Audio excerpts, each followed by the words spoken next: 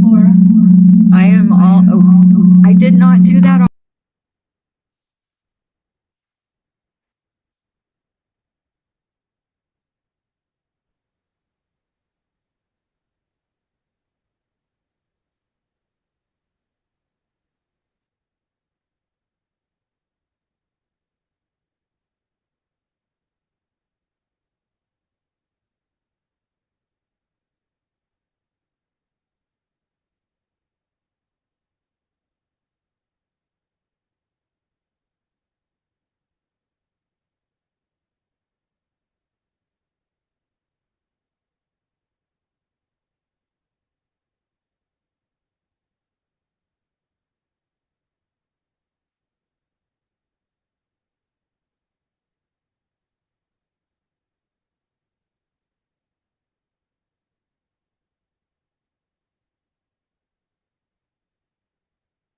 The room is. Good morning. Welcome to the California Building Standards Commission meeting today. I am Miriam Barcelona Ingenito, and I am the Undersecretary at the Government Operations Agency, as well as the Chair of the Building Standards Commission. I'm calling this meeting to order. It is October 17th, 2024 at 10:01 a.m. Ms. Maeda, can you please call the roll? Undersecretary Ingenito, Present. Commissioner Patel, absent. Commissioner Mickelton, Commissioner Sasaki, Here. Commissioner Santillan, Here. Commissioner Ramirez, Here. Commissioner Quasbuckner, Here. Commissioner Rambin, Here. Commissioner Haskins, Here. Commissioner Alegre, Here. and Commissioner Stockwell. Here. We have four. Thank you. At this time, I'd like to remind the commissioners participating remotely to disclose whether any individuals 18 years of age or older are present in the room at their remote locations, and the general nature of the member's relationship with any such individuals, and that is consistent and pursuant to Senate Bill 544, Chapter 216, Statutes of 2023. So Commissioner Alegre, do you have anyone with you? I do not. Thank you. Very well. At this time, I'd like us to rise and pledge allegiance to the flag. I pledge Allegiance to the flag of the United States of America and to the republic for which it stands, one nation, under God, indivisible, with liberty and justice for all. Thank you. At this time, I'd like to ask the Deputy Executive Director, Mr. Kevin Day, to read the meeting instructions, please. Yes, thank you, Madam Chair. And just to add to the roll call, Commissioner Mickelton is with us. So Thank you. Before you start, Commissioner Mickelton, do you have anyone present with you 18 years of old or older? no, Thank you. Mr. Day? thank you. Okay, once again, as a result of SB 544, effective January 1st, 2024, this meeting has a physical location where the majority of the commissioners are present. The public is able to present in person and also have the ability to participate via Zoom. As a reminder, commissioners participating remotely must always remain on camera. If at any time a commissioner needs to turn their camera off for bandwidth or other issues, please notify the chair. Today's meeting can be viewed on the CBSC YouTube channel linked on the meeting agenda. And I would like to remind the YouTube viewers that there is a 45-second or so delay. And before reading the meeting instructions, I'd like to share some housekeeping items.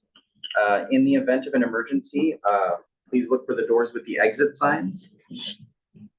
Exits on the right and left side will lead you back to the elevators, which are actually out the left door. Sorry, we changed rooms. And then restrooms are located out the right door, just kitty cornered from this exit. CBSC meetings operate under the requirements of the Bagley-Keene Open Meeting Act set forth in Government Code Section 11120 through 11133. This commission meeting has been scheduled for 10 a.m. today until all agenda items have been completed, and we will take breaks as needed.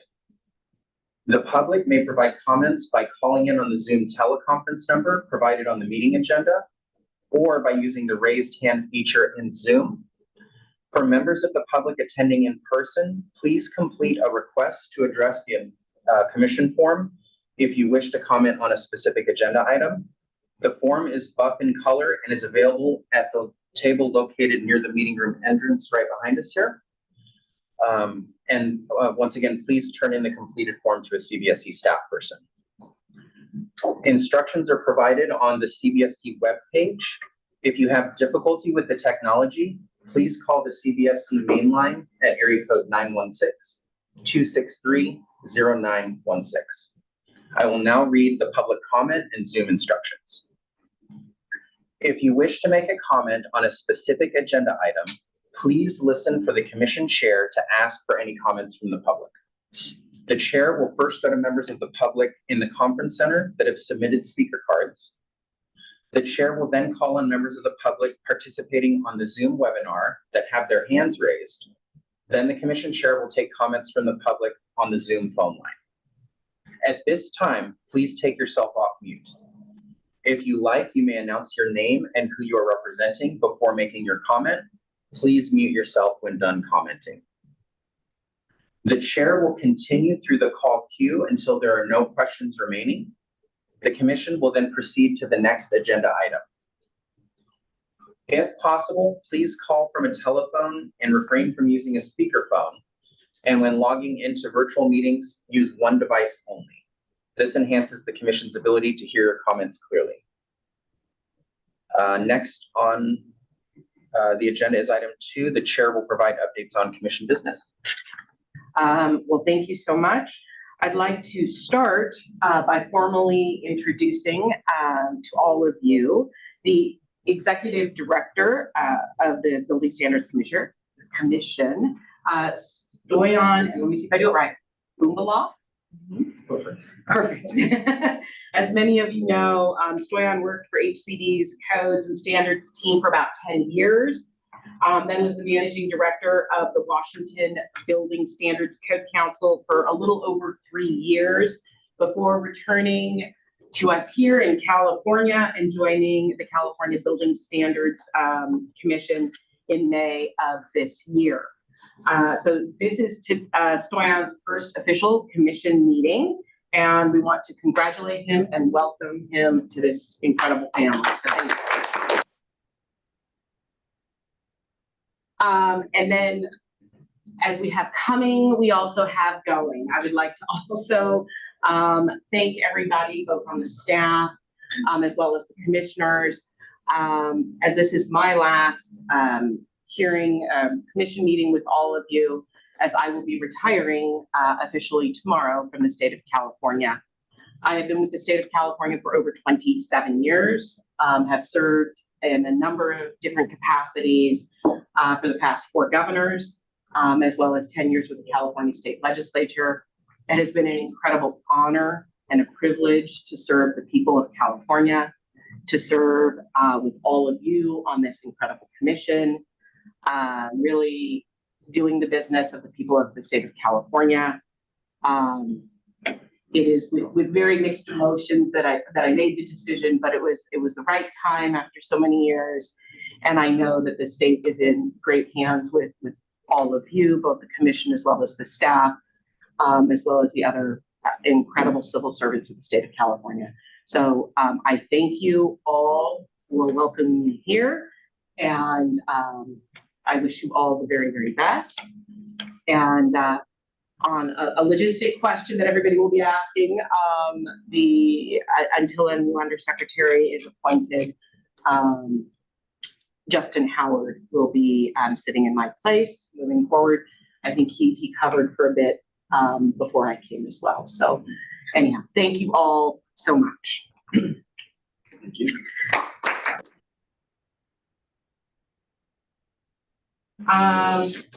Do we?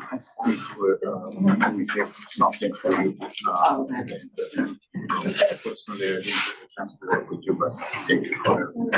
Oh, thank you so much. Oh. That's the certificate to you from the commission. And we appreciate all that you've done for us. This last couple of years. Thank you so much. That's very good.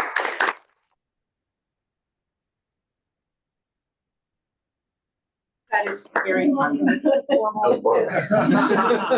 Real quick. Okay, like that. 1, 2, 3. Sure. Sorry. That's okay. Okay. Thanks, Laura. Thank you. That was very kind. Do we have any other personnel business to discuss?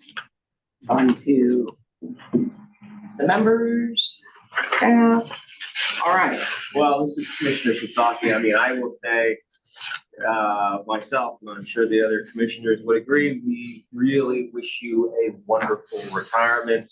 We thank you for all your service, and most particularly because we're here on this commission, we thank you for all your efforts on this commission.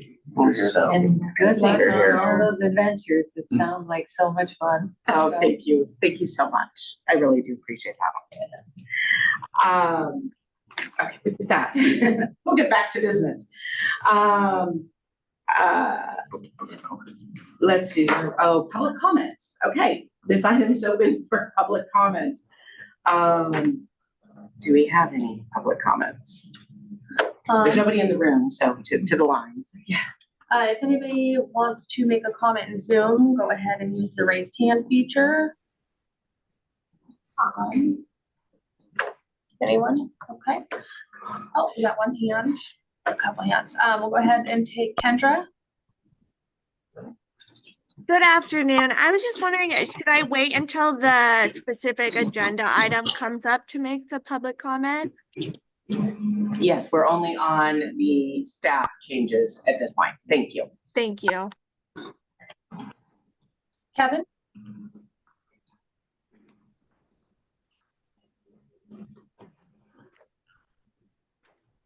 Kevin Dolly? You have your hand raised?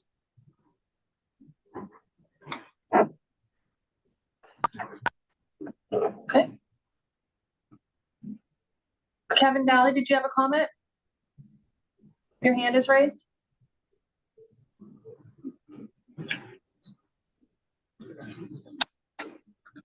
Okay. Audio issues. Yeah, yes, I don't think you can hear you. Okay, well, let's go ahead and move to, if there's anyone on the phone that wishes to make a comment, go ahead. Sorry, I think I was on. There you are. I'm a little bit confused by the connection today. I did have a comment on the closed session lawsuit. Will there be a chance to, I know there's a limit to what you can tell us, but is there a chance for public comment on that at that time? At the end of each item, there will be an opportunity for the public to make comments. Okay, that's what I was hoping for. Sorry about that. Thanks a lot. Okay. I believe that concludes the. We do have a phone participant. If the person on the phone wishes to make a comment, now is your opportunity. I'm going to take that as a no. I guess we'll move forward. Great, thank you. Kevin, if you want to lower your hand until you wish to make another comment. Okay, moving on to agenda item number 3, which is closed session. The California Building Standards Commission and the Deputy Attorneys General will move to a Zoom breakout room for closed session. The main Zoom meeting, teleconference lines, and webcast will remain open during the closed session. So please stay on the line. We are convening this closed session authorized by Government Code Section 11126, subdivision E1. And we will excuse all members of the audience at this time. We will advise you when we have concluded our closed session, and we'll reconvene and reopen the meeting at that time. Members of the commission attending remotely will be moved to the breakout Zoom room in the closed session. The main Zoom meeting, the teleconference line, and the webcast will remain open during the closed session, and the Zoom meeting will continue to be recorded. Participants can stay on the line while waiting for the closed session to complete. Mr. Day, can you make sure that we move to the right rooms, please? Have patience with me. It's going to take me a minute. Sorry. We will be patient. All right.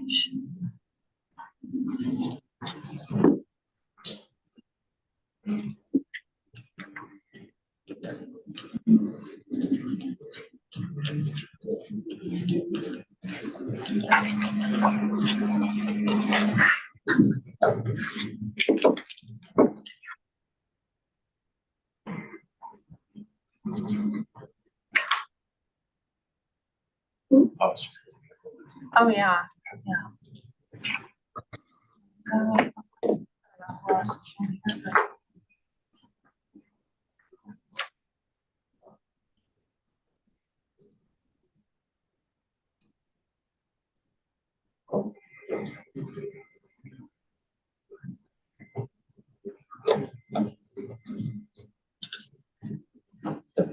It's just one of us two. Not for closed session. Okay. That's it. Can you tell me if I missed somebody? All the commissioners, we've got Fiona, we've got Well, Keith, Gabriel, is he on? I Gabriel don't, Rabel? No, I didn't see it. okay. No, okay. Okay.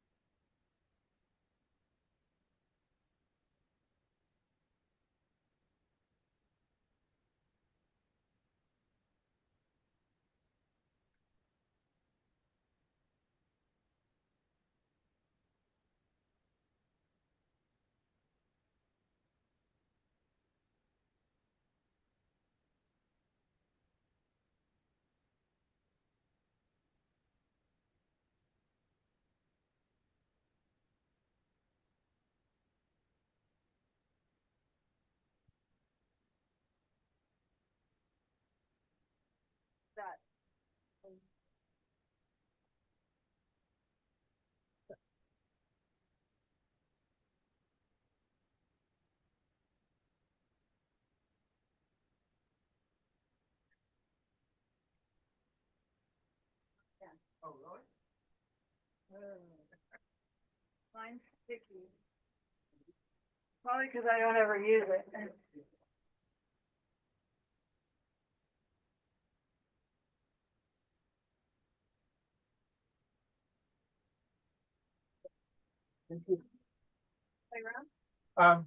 Yeah, I'll get it, I think. Thank you. Tom, you may want to mute yourself.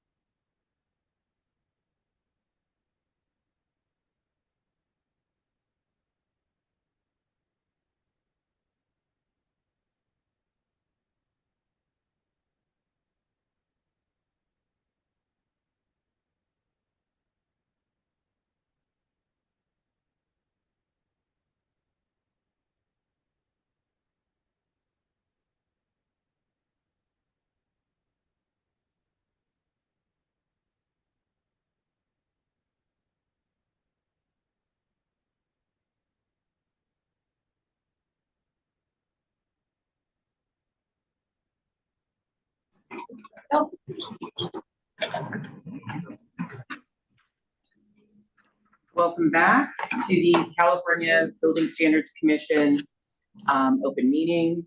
We have completed its closed session and we are reopening the meeting to the public at this time. During the closed session, the Department of General Services, Office of Legal Services, and the Department of Justice provided the commission with an update on PRO versus CBSC litigation pursuant to agenda item number 3. This time, we are open to public comment on agenda item number 3. Is there anybody in the Zoom meeting? Yes. Kevin? Yes, sorry about this, but thanks for recognizing me. My name is Kevin Daly, and I'm a volunteer board member for Transport Oakland, which is working for safe transportation in the city of Oakland. And I'm particularly interested in the intersection of the fire code with safe street design. And while unfortunately, this lawsuit, which has been discussed, has had some problems with that in the city of Oakland. The copyright lawsuit has caused a problem that I don't think has been addressed, but of course I'm not allowed to listen into the closed session for good reason. But the part of the problem is the format of the fire code, Title 24, Part 9, the ICC website is confusing for the city of Oakland. In order to read the code, it's necessary to refer to the text of the code, but then you have to slide up to the top to a matrix adoption table.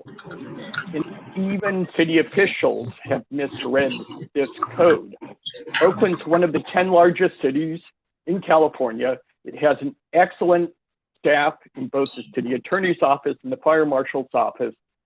However, the city of Oakland does not understand what Title 24 is and didn't even know that Title 19 existed and was relevant to the fire code. And what this has meant is that we don't know what the fire code is, and it's led to incorrect legislation 2 years ago. I blame this on the copyright problem because I think that if the copyright lawsuit was resolved, if the state of California were allowed to publish the code by itself, you wouldn't have a mix of the ICC code along with the state code. You'd be able to see exactly what the code is.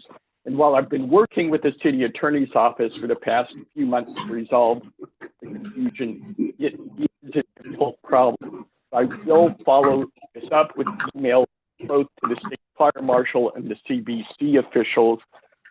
But I do request, I'd prefer that you go ahead and allow the copyright lawsuit, allow us to release the copyright. Thanks for your time. Thank you for that comment. Are there any other comments on this item? This is Commissioner Kyle Scribner. Mr. Dolly, just so you know, you can ask for, it has nothing to do with the lawsuit, but you can ask for informal interpretations from ICC as well as the State Fire Marshal's Office to clarify any confusion at any time. I just thought I'd throw that in if it helps. Yes, and I definitely realize it, and I wish the city attorney's office had asked for that 2 years ago. And I am in the process of encouraging them to call in. But part of the problem is if it's written in a way that's confusing to understand, and even a large city like Oakland's confused, I bet we're not the only city that's confused. But definitely, I'll follow that up with having the city call in and get advice. Thank you. Thank you. Thank you for that. Are there any other comments on agenda item 3? So I don't see any other hands raised. Mr. Daly is our phone participant, so no other phone participants. Great. Thank you so much. We will continue to our next agenda item. Agenda item number 4 is split into A, B, C, D, and E. And we're looking for review and approval of prior meeting minutes. And we will be taking each of those subsections individually. So for agenda item 4A, commissioners, do you have any comments regarding the June 27th through 29th, 2023 meeting minutes? Looking for comments at this time. Madam Chair, this is Commissioner Santillan. Just a question. I know these are a little bit over a year. And so in our review, I understood from our executive director that the process has been changed a little bit, but I wanted to ask staff, what is the process of producing the minutes and the review process of what level gets reviewed, if it gets reviewed by council? Staff? So, I'll refer to Kevin for the old minutes, but to the best of my understanding, we were using a third party that was developing the minutes, and we were helping with the development, but the minutes are verbatim, and sometimes it's difficult to put everything in the minutes are long. So now we're trying to switch to summary minutes that you will have the most important part of the minutes, and you can work in parallel with the summary minutes and the recordings. So the summary minutes will have the motions, and we'll have the vote and important comments, but it won't be verbatim. So for the commissioners, we make the minutes available after we're done with the minutes. It was kind of slower process again because we're working with the third party, but Pam took over. She's in charge now, so she said she can do a much better job on the minutes.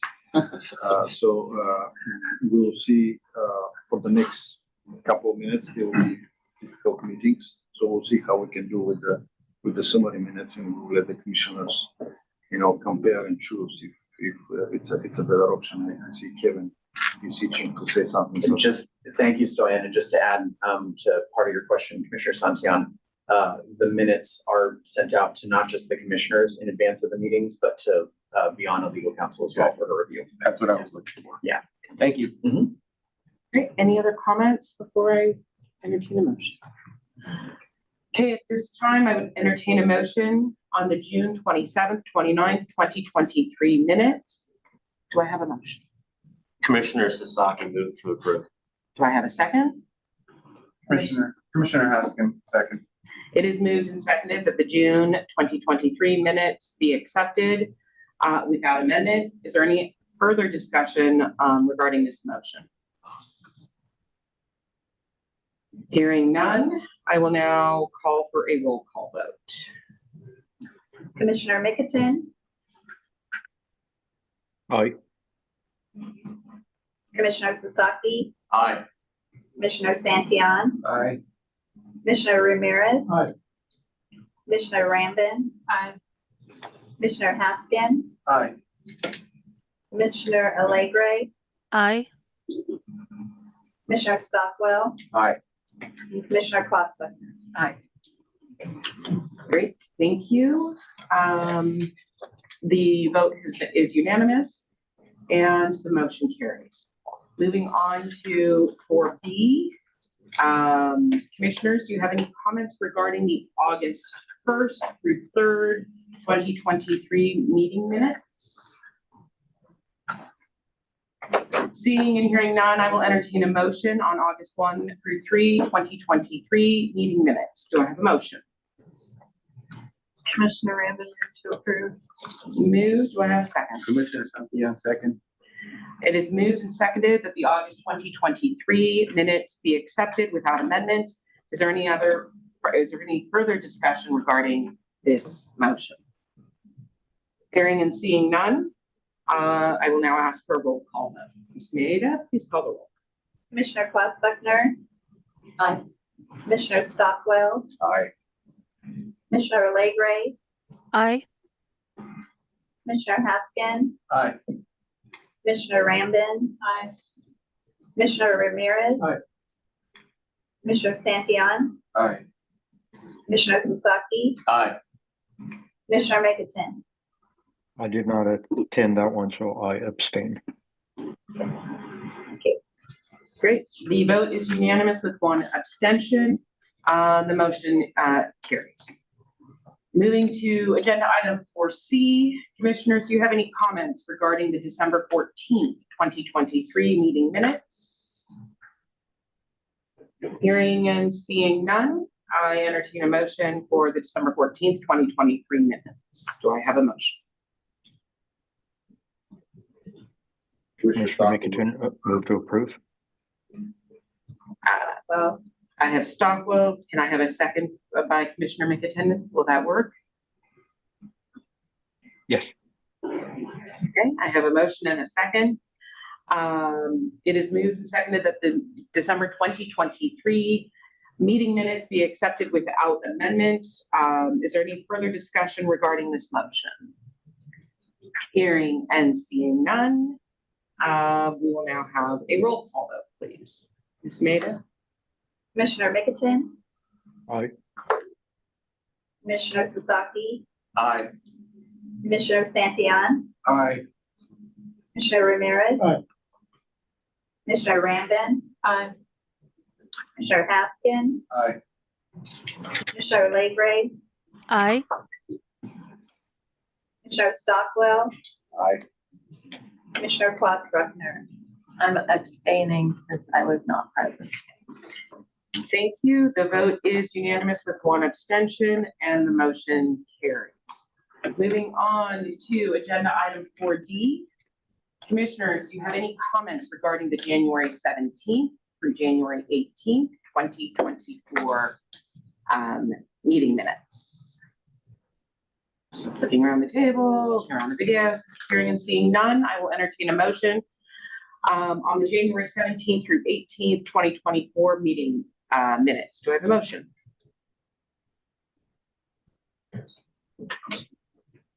Commissioner Haskin, move to approve. Commissioner Klaus Bruckner, second.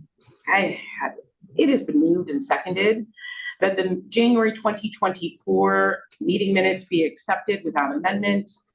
Is there any further discussion? Hearing none, we will now have a roll call vote. Ms. Maida, please call the roll. Commissioner Klaus Bruckner, Aye.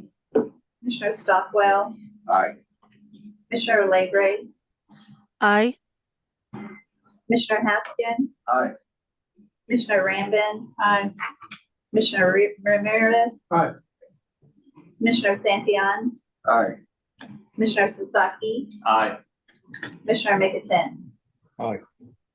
Thank you. The vote is unanimous and the motion carries. And I believe this is our last round of minutes for agenda item 4E. Commissioners, do you have any comments regarding the April 16th, 2024 meeting minutes? Hearing and seeing none, I will entertain a motion for the April 16th, 2024 meeting minutes. Do I have a motion? Motion to approve, Klaus Bruckner. Thank you. Do I have a second? Second. Stockwell. It has been moved and seconded that the April 2024 meeting minutes be accepted without amendment. Is there any further discussion regarding this motion? All right, hearing none, Ms. Maida, please call the roll. Commissioner Mickelton, Aye. Commissioner Sasaki, Aye. Commissioner Santillan, Aye. Commissioner Ramirez. Aye. Commissioner Rambin, Aye. Commissioner Haskin, Aye. Commissioner Legray, Aye. Commissioner Stockwell, Aye. Commissioner Klaus Bruckner. Aye. The vote is unanimous and the motion is carried. Thank you. Moving on to agenda item number 5. Comments from the public on issues not on the agenda. So comments for items not on the agenda may be briefly discussed, but again, just a reminder, no action may be taken by the commission. At this time, I would like to remind the public, who wish to speak on item number 5 to put yourself in queue by using the raised hand feature in Zoom. And then we will go to the phone lines. We request that you identify yourself. Please state your name and who you represent, if you're comfortable doing so. And any members of the public I don't have anybody here, so I don't have any comment cards. Barbara, would you please check the Zoom? Yes. If anybody has a comment, please raise your hand. And we don't have any hands raised. If anybody on the phone has any comments to make, now is your opportunity. Sounds like a no. Thank you. This concludes agenda item number 5. Thank you. Next up on the agenda is item 6, where we will have the California Building Standards Commission, Laura Mills, to provide an overview of the commission's strategic plan update. Thank you. It's going to take me a moment to share.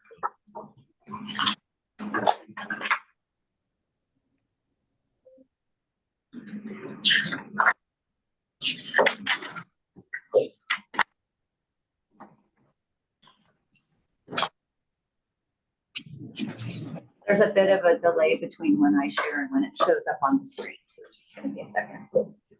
Okay. Thank you.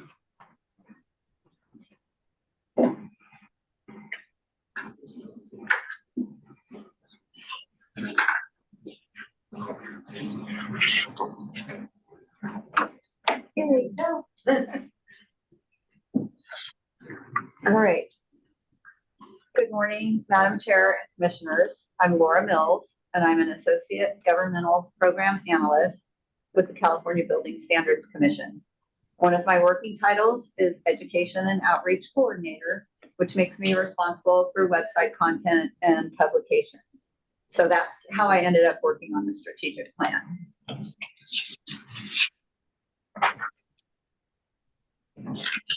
A little history about the strategic plan. I did give you detailed information about this at the April meeting. So I'm just going to go over this really briefly. The first strategic plan was developed with an outside agency or outside party in 1998. And since then, there were only 2 updates to the strategic plan. This update has been prompted by a statewide initiative to focus on diversity, equity, inclusion, and accessibility at all levels of government.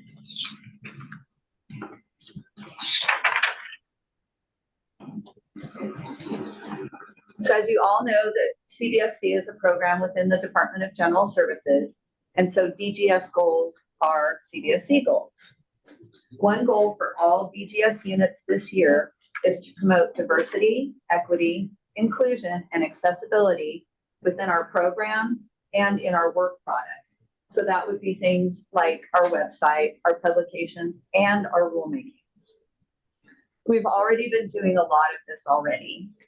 Our website has one of the highest accessibility scores in all of DGS.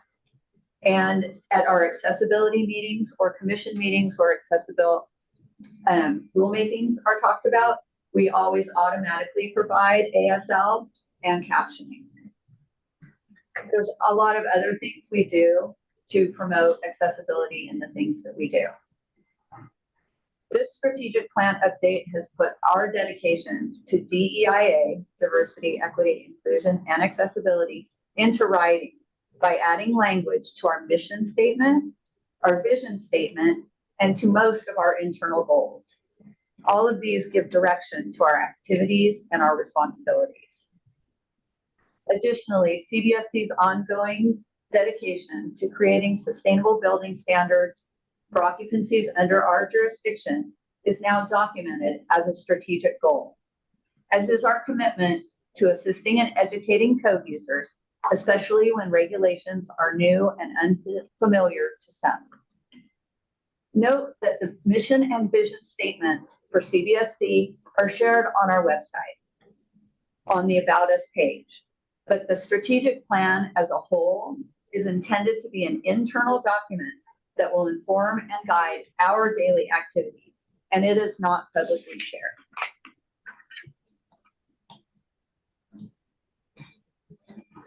At the April 16th commission meeting, we asked for 2 commissioners to review the updated plan along with past plans and to provide input.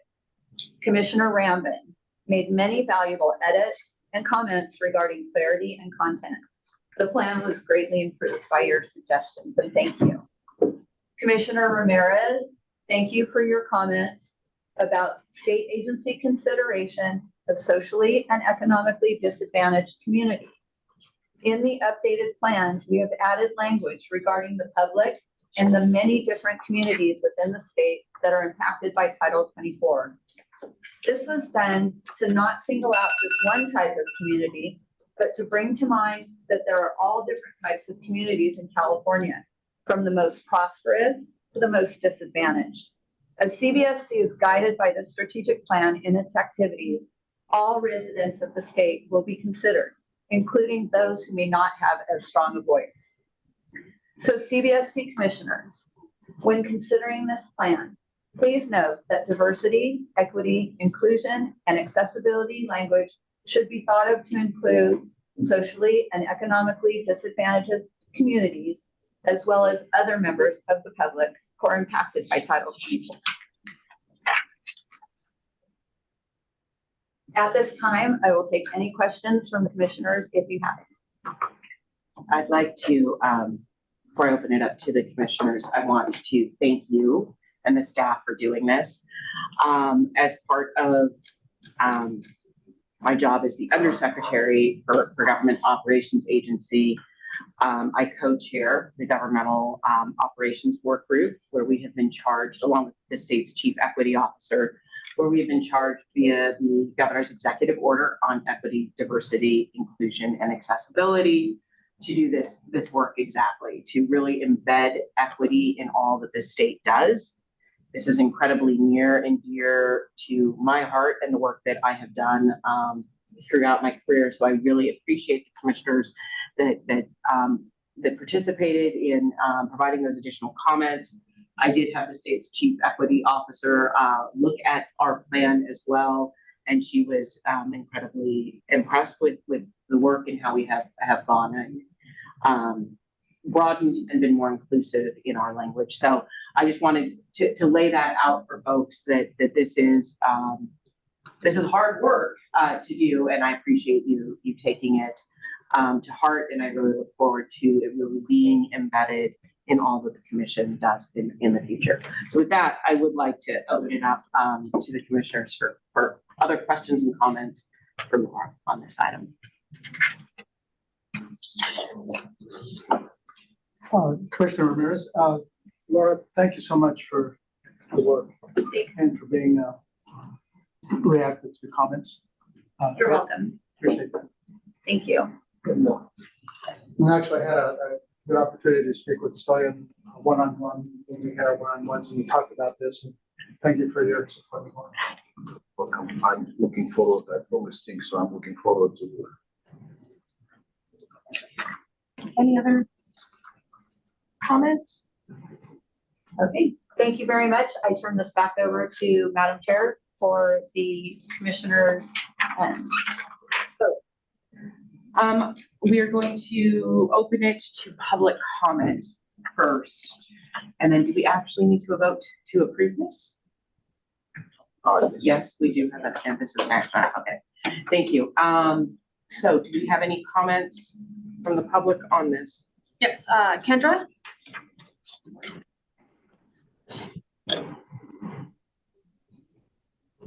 Good morning. My name is Kendra Muller, and I'm commenting on behalf of Disability Rights California. We wanted to comment to support the proposed changes regarding equity and accessibility to the strategic plan. We appreciate BSC's vision to ensure that the statewide building code development and adoption process is equitable, inclusive, efficient, and effective. We support equitable access for the public on all statewide codes. DRC recommends that the work continue forward to pursue this vision of equity through concrete solutions. DRC has worked with the members of the public on access codes for many years, and we have received recommendations from the public over those years, which we think are applicable to achieving BSC's mission. A few recommendations on concrete solutions I wanted to provide. We recommend that the vision and mission statements include the word accessibility to further center specific equity measures. Under goal A2, we recommend involvement in national codes also should encourage and facilitate involvement of disability advocates and organizations. Under working groups and interest groups, we encourage, this should include disability advocates. Under goal D2, we encourage the inclusion of disability organizations. Under A3, we believe California can also model off of other states in some provisions of their code. Under goal C3, we urge the need for published codes to be fully accessed without the costly subscriptions, to align with that strategic plan goal to engage with the public from all socioeconomic communities. And finally, under goal B1, we recommend including templates will be in the accessible and easy to understand plain language to the extent possible. And we also recommend for the public that language of easy to understand language should be followed to the extent possible on eyesores and within the code itself. Thank you. Thank you. I don't see any other hands. If anyone on the phone has a comment, now's the time.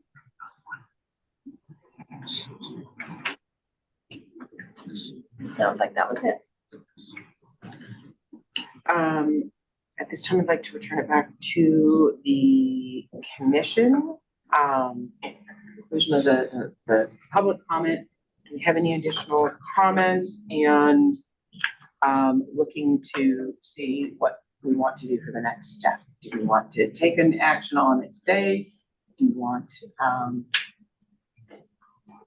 incorporate any additional changes? So I'm open for whatever the commissioners think that we should do. Should we request the comments from Ms. Mueller to be sent to us in writing and do another draft of the strategic plan, or should we take that into consideration for the next update?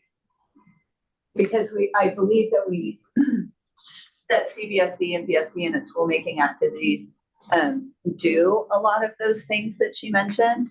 It's perhaps not written down specifically in the current strategic plan. So I'm open for whatever you recommend. And I also note that there is a mandate on the plain language standards as well statewide. And so we are all moving to adopt that. So even though it is not specifically listed here, and also one of the comments was to add, the accessible into the mission statement that the mission does have, specifically includes, and there is accessibility listed in one of those, components of the mission. So in my inclination is that, that you don't want the perfect to be the enemy of the good. You want to have it move forward. And, we get the comments in writing and we can adopt them in the next revision of it. But again, to incorporate and update with what we have, take the additional comments and we can bring them into practice as well. And many of them I believe would be, but again, this is, I put it back to the commission for your thoughts, your comments, and ultimately for either for a motion to do what we would like.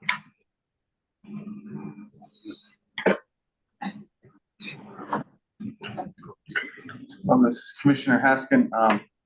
I think having read through the plan, I think it needed updating. And a lot of the changes, I have not seen all of the changes yet, so I'm looking forward to seeing those.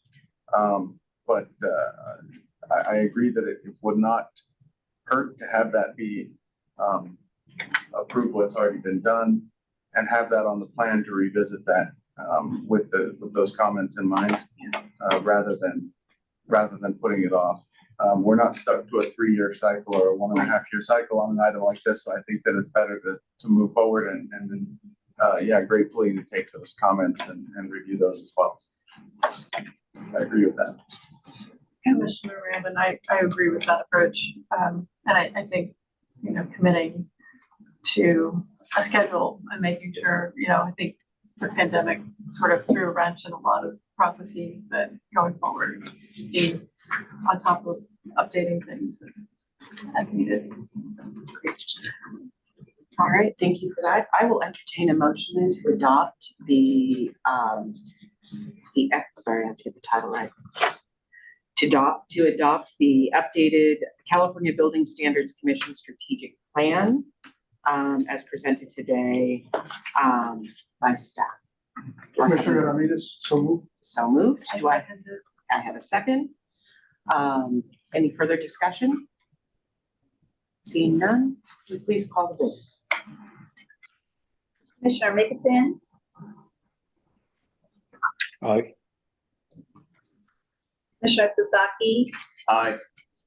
Commissioner Santillan, Aye. Commissioner Ramirez. Aye. Commissioner Rambin. Aye. Commissioner Haskin, Aye. Commissioner Legray, Aye. Commissioner Stockwell, Aye. Commissioner Klaus Buckner. Aye. The vote is unanimous and the updates. Thank you so much. You're very welcome. Thank you. Thank you.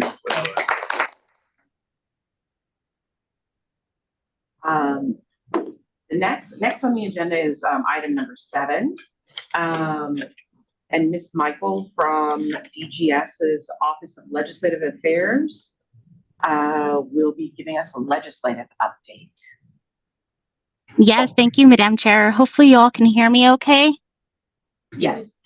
Perfect. So good morning, everyone. Happy Thursday. I'm Mallory Michael here, legislative consultant in the Office of Legislative Affairs at the Department of General Services. Before I begin, I just want to thank you all for having me and allowing me to present. This is actually my first board meeting, so this is fun. I'm excited. So just to kind of brief you on where the legislature is right now. So the regular session has adjourned until December 2nd, 2024. And they will reconvene for an organizational session, which basically means members will be coming up, getting sworn in, taking pictures. And while the desk for introducing bills will officially be open, we most likely will not be seeing members being largely back until January for the regular session. And so I have prepared comments for 12 bills from this past legislative regular session that may have an impact to the Building Standards Commission. And I just want to note that what I will be sharing is a truncated version of what the bills do.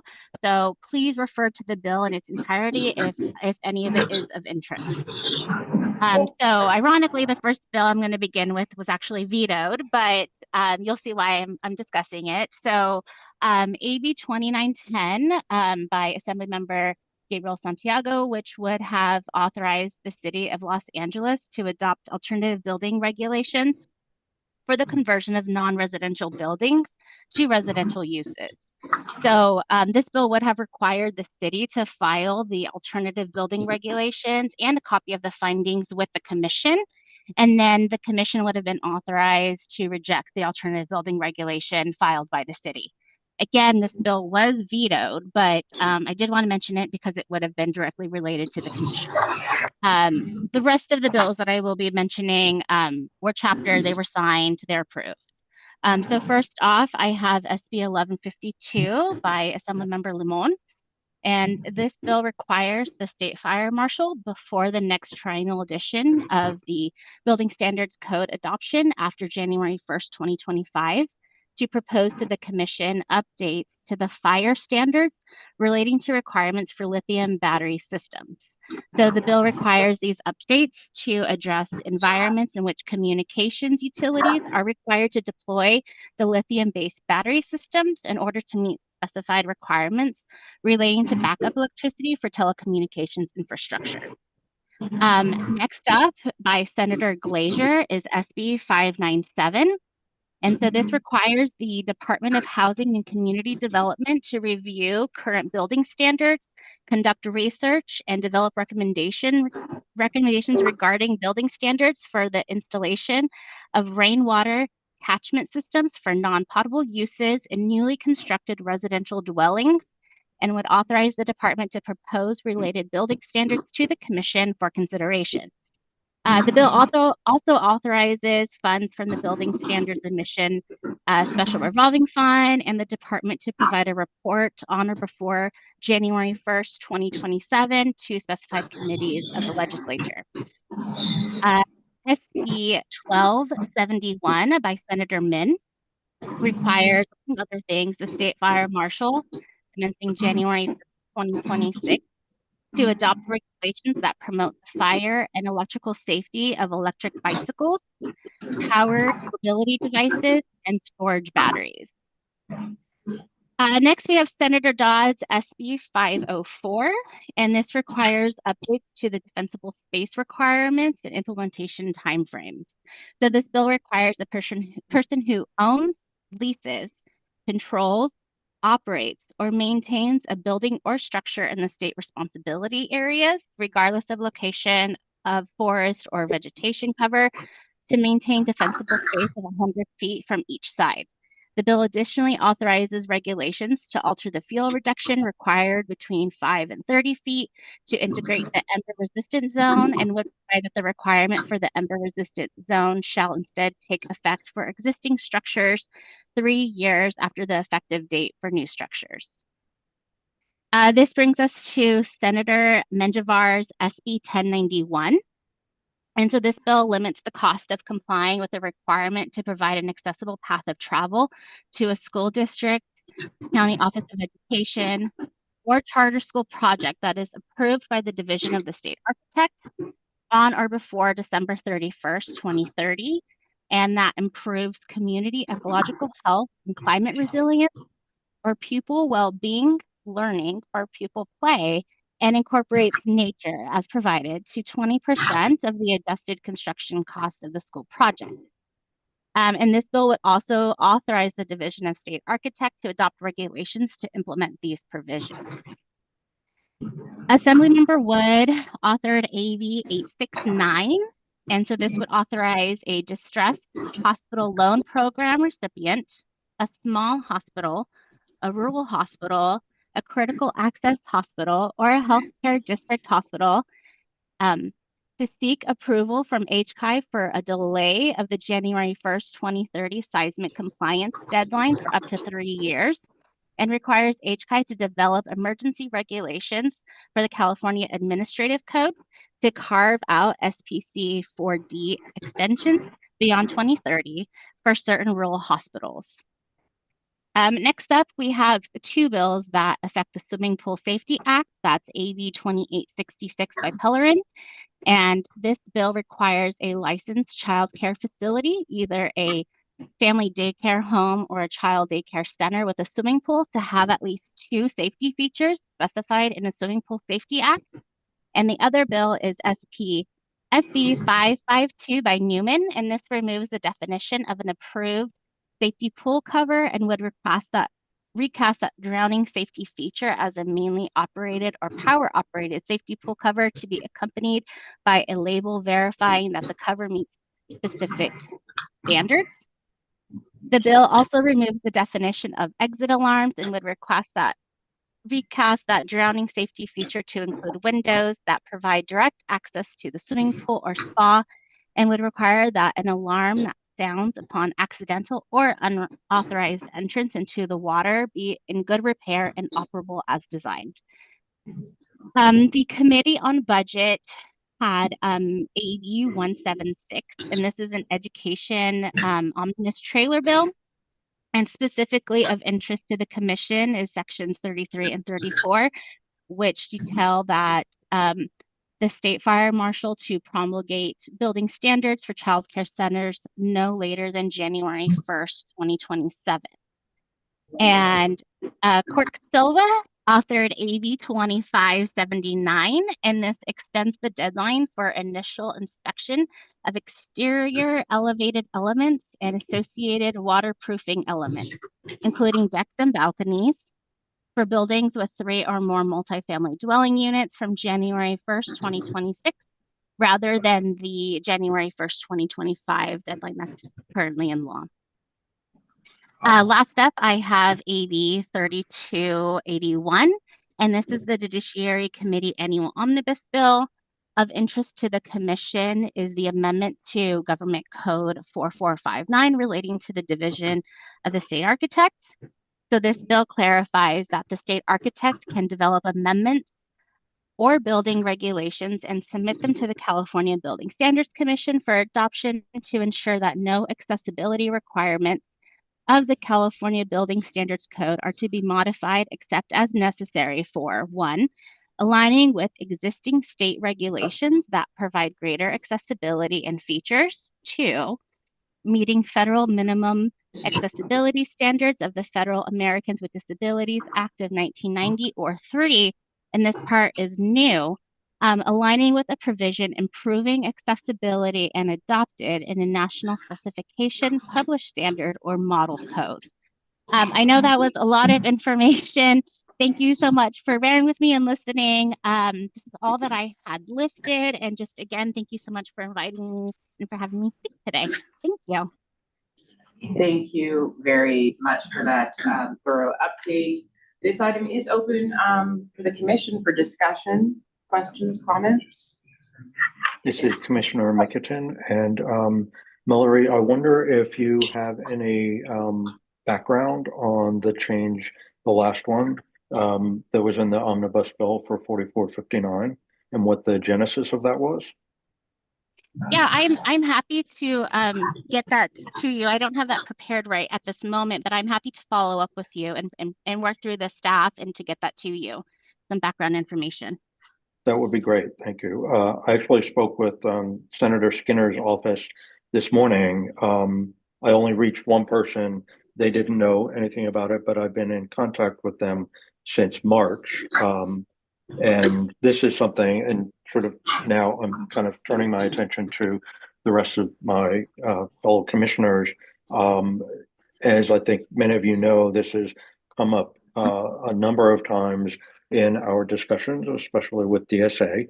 And in my 12 years on the commission, 4459, by being as limiting as it is with preventing the state architect from increasing or bettering access in the state, it's been a real challenge.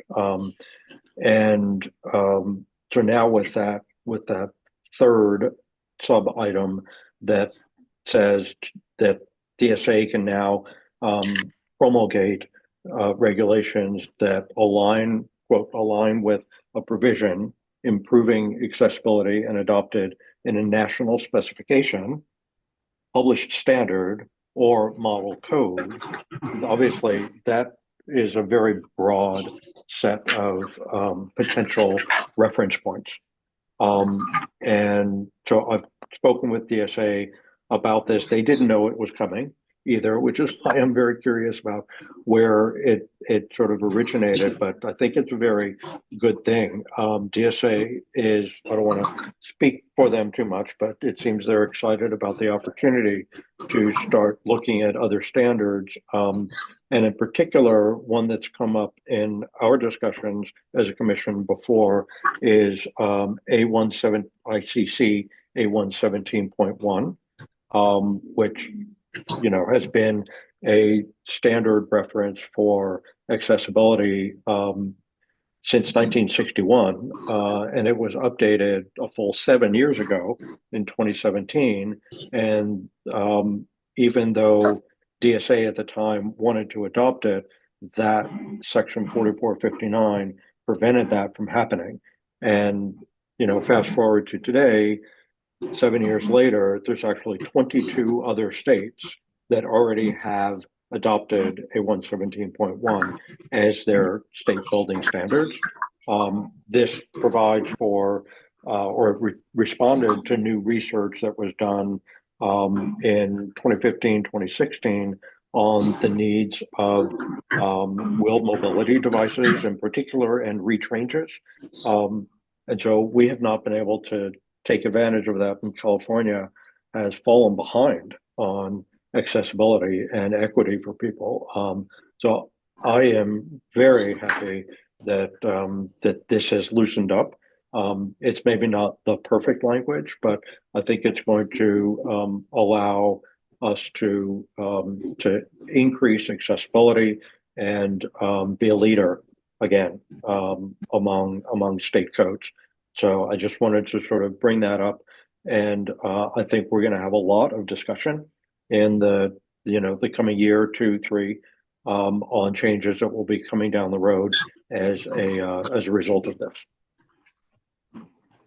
Thank you for that, Commissioner.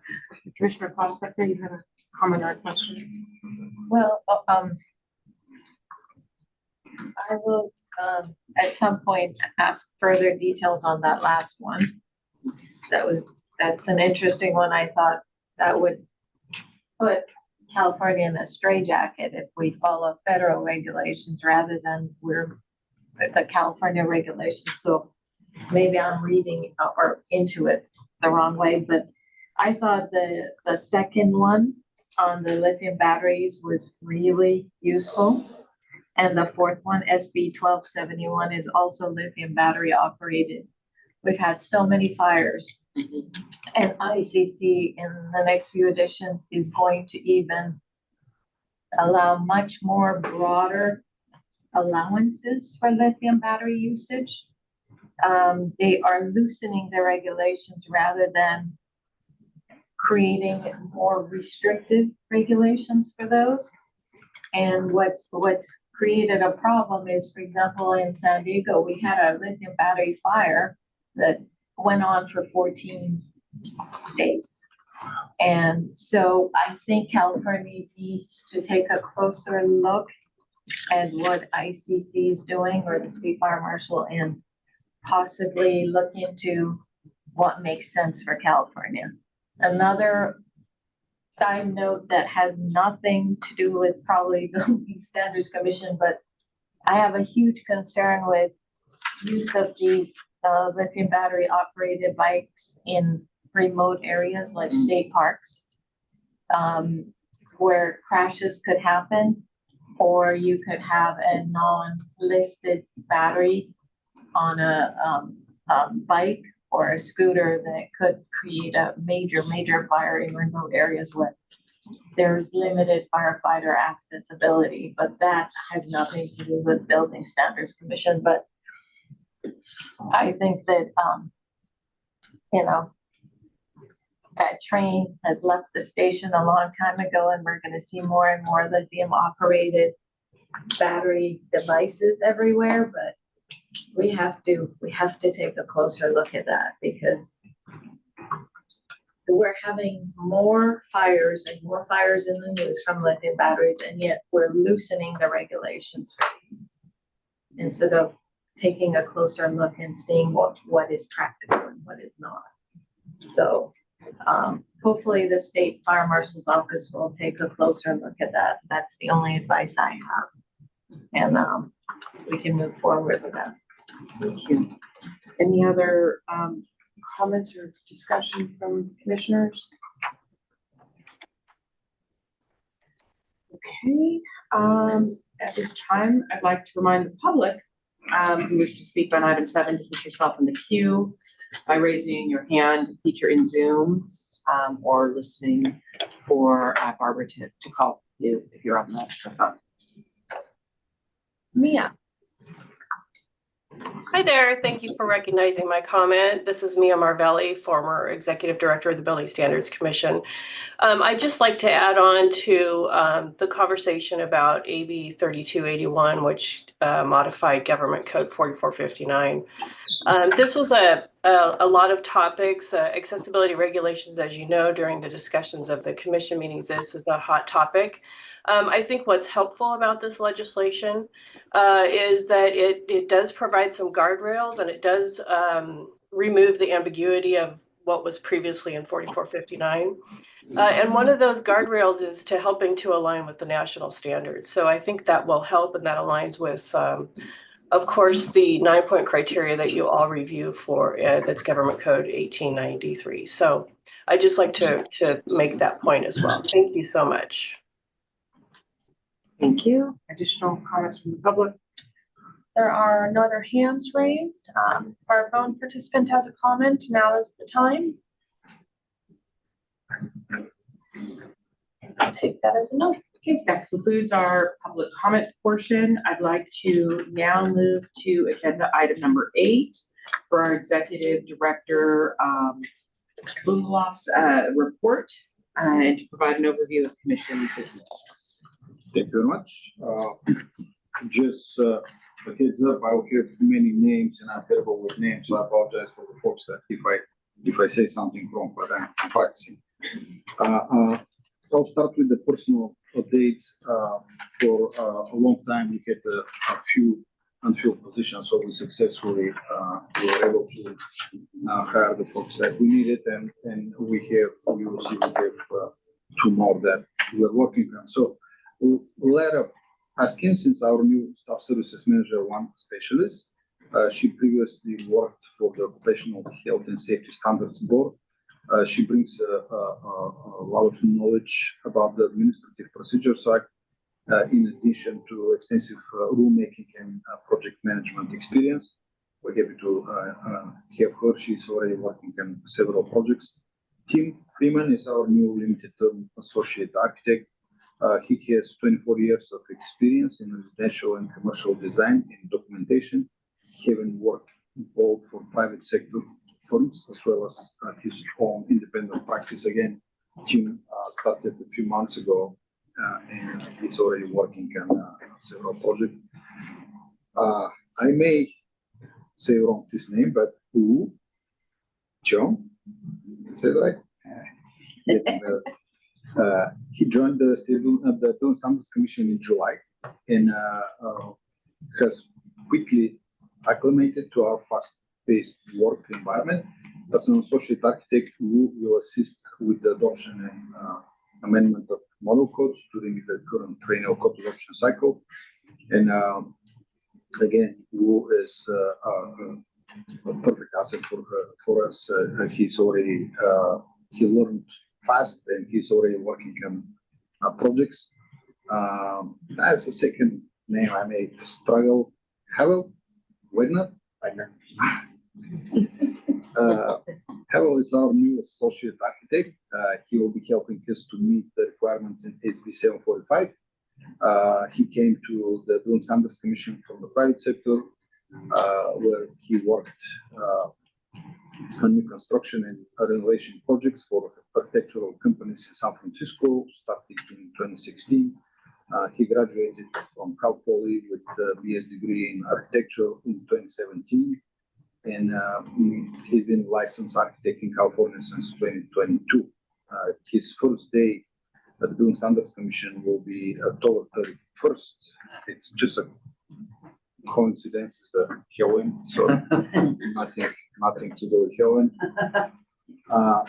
We have 1 architectural associate position that we were struggling for a long time because of some class issues. So finally, this position was reclassified to SSM1 specialist.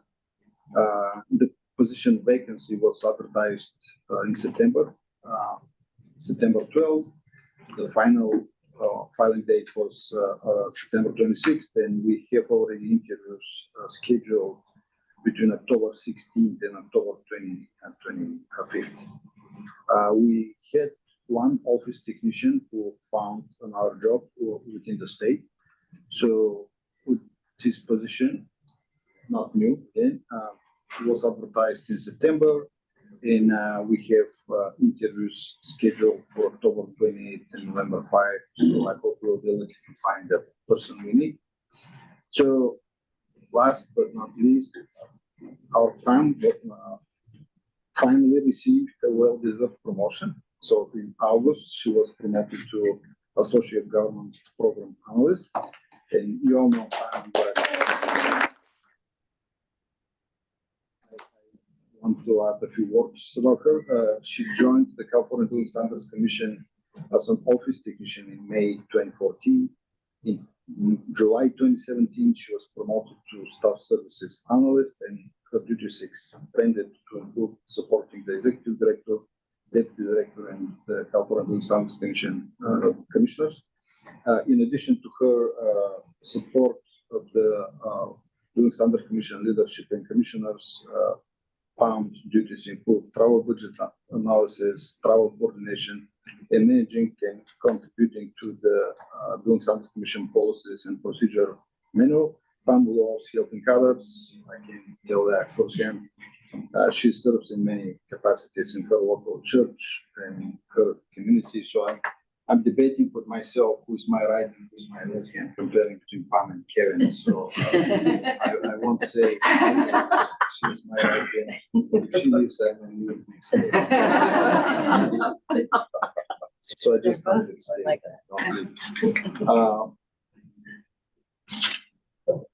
little information for the triennial cycle, triennial code adoption cycle. So we're moving in the right direction. Excuse me, sorry, this is Commissioner McEdwin. Could you speak closer to your microphone? The audio is not coming over Zoom very well. I wish I could. The microphone is there, so I'm not sure I can jump. Okay, well, maybe if you could just speak up a little bit more. Thank you. Sorry, I get excited sometimes, and I speak too fast, and with the accent, it doesn't work well. So we're currently in the final stages of the public comment period phase of the 2024 triennial code adoption cycle.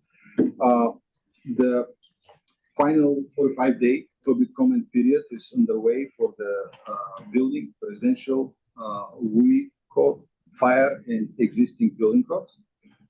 It ends on October 21st, so next week. We will likely have an additional 15-day public comment period in late October, early November.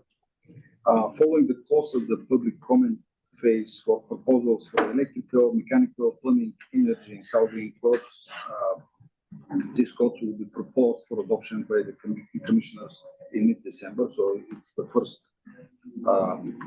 heavy loaded meeting, 3-day meeting.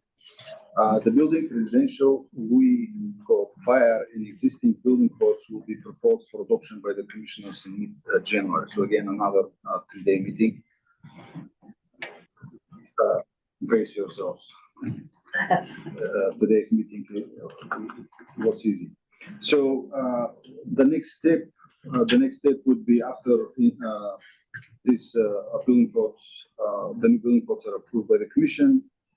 We need to file with the Secretary of State, and then we will work with the state agency and ICC, IACMO, and NFPA for the publishing.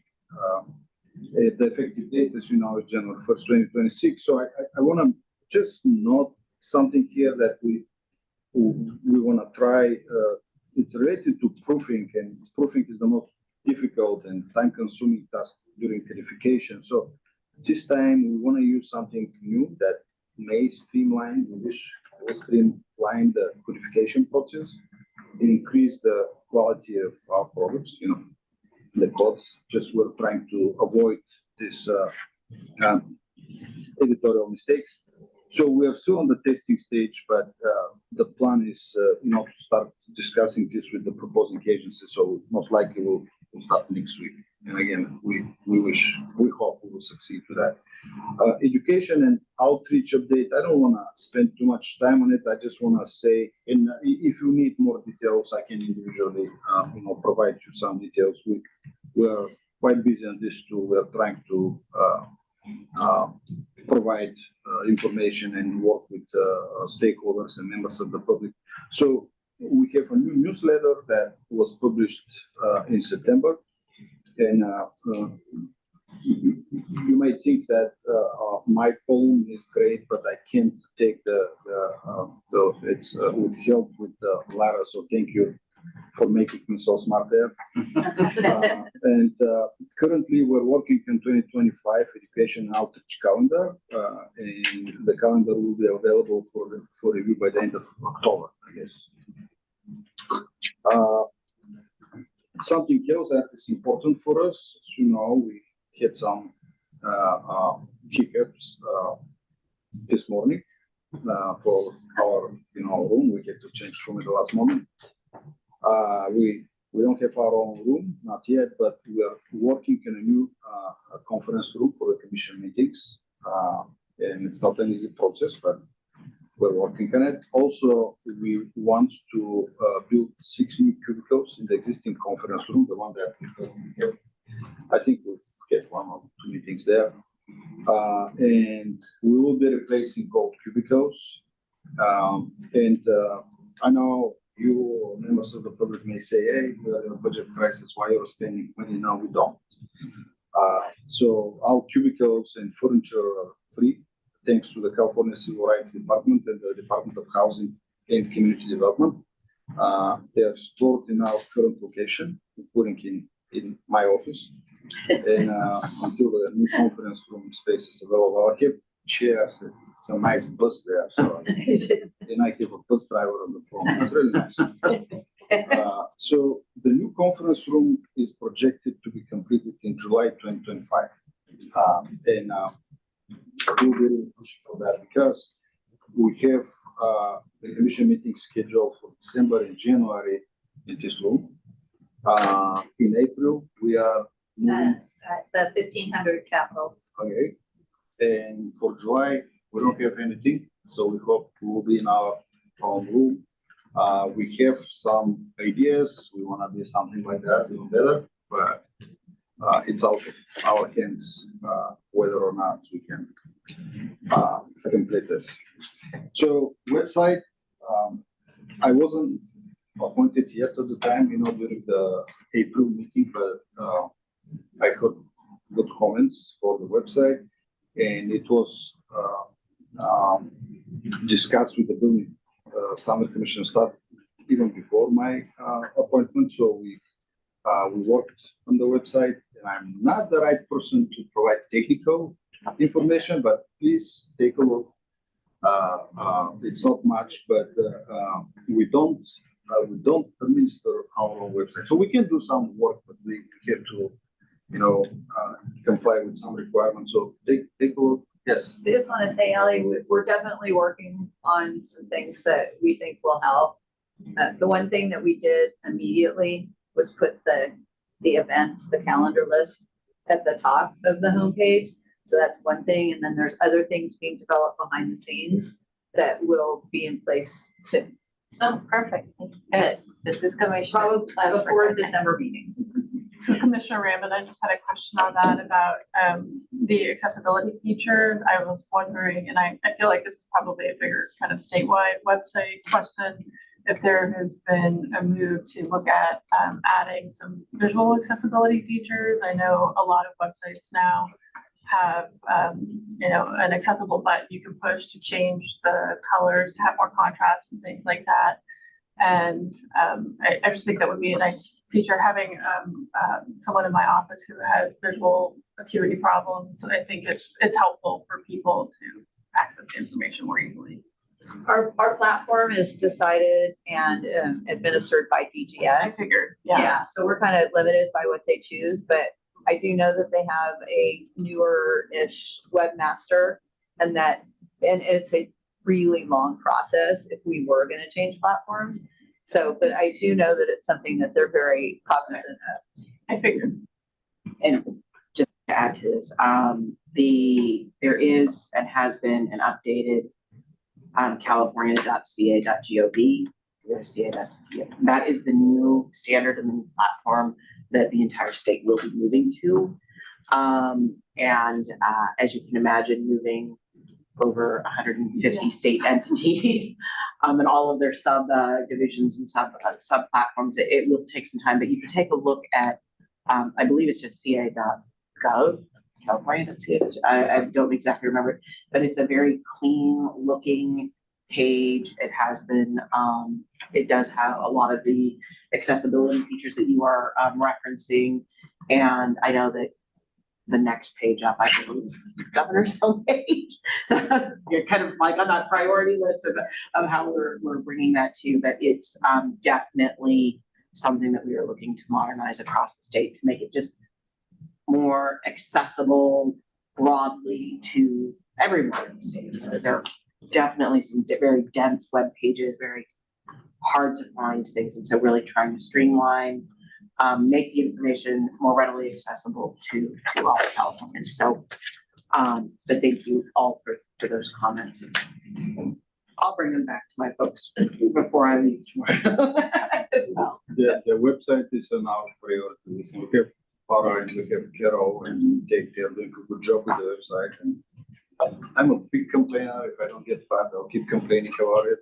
So I hope we'll get high on the list and we'll get the website, because we have many stakeholders that are using the website, and all documents are not all, but most documents are posted. So it's important for us. And I will finish with the Building Standards Administration Special Revolving Fund. So during my time with HC, I was involved a little bit in it because I got hired back in 2010, how we call it, the green fund, but I didn't know the details. So I'm learning how it works as we speak. But you all know that many of our activities are paid by this Building Standards Administration Special Revolving Fund, and it's funded by a small fee that is supposed to be collected from building permits issued by local jurisdictions for all disciplines in Title 24. Local jurisdictions are supposed to assess the fees based on the permit valuation. This is what the law says, SB 1473, and then remit 90% of the funds collected to the Building Standards Commission, each quarter. The intent is for permit purchasers to pay the fee, not the local government entity, and for the 10% that the local governments can retain, it will help them administer the fee, and they may have something for training and education for their plan checkers and inspectors. So what happened, while auditing the funds for 23-24 fiscal year, we found out that approximately 15% of jurisdictions don't pay or a little bit past due in remitting fees to us, and even higher, about 30%, they didn't report valuation. So it's just additional information that you may know. So I apologize if you already know that. But when the law was implemented back in 2009, with a few exceptions, at least this is based on our information, the fees were based mostly on the valuation. So, valuation of the project, the fee was the building department for charging for the fees. Well, it's not the case now, because many jurisdictions, they don't use the valuation anymore. They use other, fee schedule based on, different things, square footage, overhead, average time spent, anything. So we assume that this may be the reason they don't provide the valuation, because they don't use it. So we started researching, and we have an information bulletin on our website, and we have a survey that we sent out to the building local jurisdictions just to figure out how they are doing their fees and do they need help. Laura is doing a good job on this. She's very easy to find and she's always providing information, but we're still researching and collecting data. So what I want to say with that, and I promise I finish with this, I'll finish with this. We're planning to reach to Cabo County Building Officials Association of California. I already made a few statements during the SWABO meetings, Sacramento Valley Association of Building Officials. We want to let the word out just for the jurisdictions. Please help us with this. Send us some information if there are building officials or city and county officials. We're not the bad folks, but just reaching out to you to, help us collect some information and see how it works out with the with this spatial development fund. And I'm done with my report. Sorry, it took me longer to. Yeah, thank you so much. Do the commissioners have any comments for Stoyan? Questions? Commissioner Sasaki, I guess I have a request for staff. So Kevin Daly, the commenter, can staff follow up with him to get a better understanding of what the issues were? I mean, obviously, we want the public, cities and counties to be able to easily access and easily understand the code and code requirements. And if there's problems with that, we should know what those problems are, and whatever if they're valid problems, try to begin trying to address them. Commissioner Raymond, I would add that I think across the board, increasing educational outreach and training opportunities, both for design professionals and for building officials, because it seems like often there's a big gap between interpretation in those two entities, and more training better. Thank you. Is a random, somewhat, this is Commissioner Klaus-Brickner. This is somewhat of a, I don't know if it's related to Building Standards Commission, going back to Kevin Daly. A lot of times the State Fire Marshal's Office for California will not provide interpretations if it's an ICC section that hasn't been changed. So he really, in that regard, he really needs to be going back to ICC for an interpretation rather than the State Fire Marshals. But they may make an exception for him. I don't know that.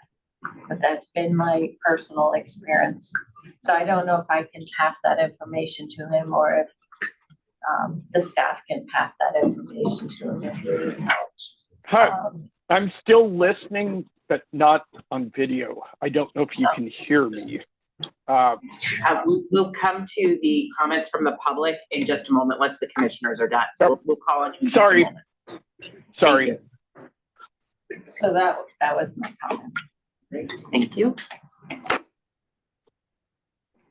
Other comments from the commissioners for Stoyan or staff? Okay. At this time, I'd like to remind the public who wish to comment on this item, number 8, to put yourself in the queue now with your raised hand feature on Zoom, or if you're on the phone lines, we'll call upon you. So moving to Barbara, do we have folks that would like to comment? I know that we have Mr. Daly on the phone, so. Yeah, there are no hands raised. So if Mr. Daly, did you want to comment? Yes, just a question. What's the best way to reach out to you? And this, by the way, is specifically an area of code that the state has modified. It's not just the ICC code. So if there's a good way at reaching out on a way to improve the interface, that would be great. If you give me the right phone number or contact or. Thank you. Okay, Mr. Day, is it the main line? Mr. Daly, thank you for your comments. This is Kevin Day, Deputy Executive Director of the California Building Standards Commission. Sure. We'd be happy to, the contact information for us is listed on the Contact Us tab on our webpage. And just for the record, the best ways to reach us are our main line, which is 916-263-0916.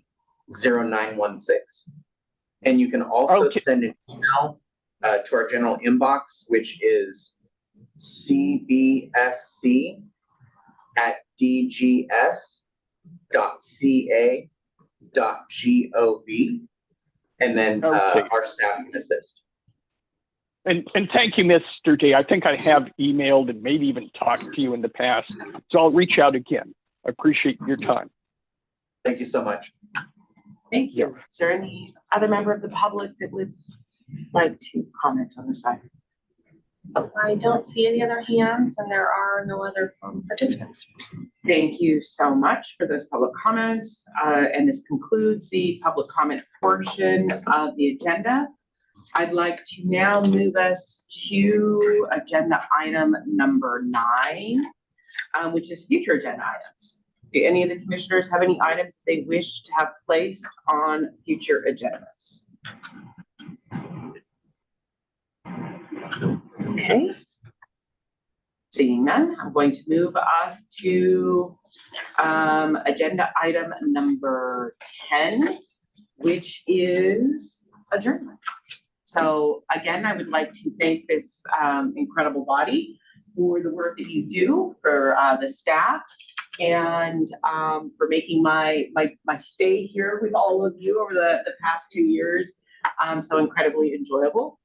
And with that, I would like to call for a motion to adjourn. Move adjournment, Commissioner Santillan. Do I have a second?